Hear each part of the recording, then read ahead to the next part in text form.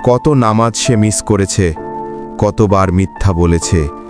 হে আল্লাহ, যদি আর একটুখানি সময় দিতেন। রাত গভীর, চারপাশে নীরবতা।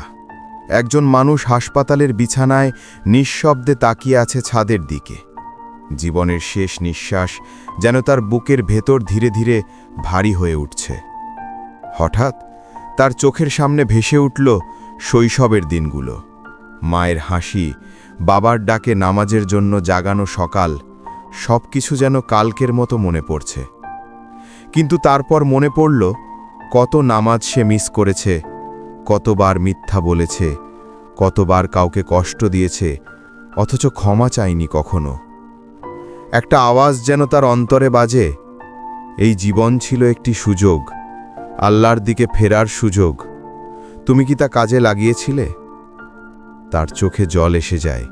সে মনে মনে বলে, হে আল্লাহ, যদি আর একটুখানি সময় দিতেন, আমি ফিরে যেতাম আপনার পথে। তার নিঃশ্বাস থেমে যায়। কক্ষটা নিস্তব্ধ, দেহটি স্থির, কিন্তু আত্মা যেন এক নতুন পথের যাত্রা শুরু করে। প্রত্যেক প্রাণী মৃত্যুর স্বাদ গ্রহণ করবে।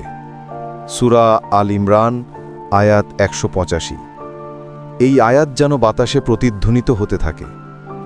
আমরা প্রতিদিন বেঁচে আছি, কিন্তু ভুলে যাই একদিন আমরাও সেই শেষ নিঃশ্বাসের মুখোমুখি হব। প্রশ্ন শুধু একটাই, আমরা কি প্রস্তুত? আল্লাহ আমাদের সবাইকে তওবা করার তৌফিক দিন এবং সুন্দর পরিণতি দান করুন। আখিরাতের জন্য নিজেকে প্রস্তুত করুন, কারণ মৃত্যু কখনো দেরি করে না।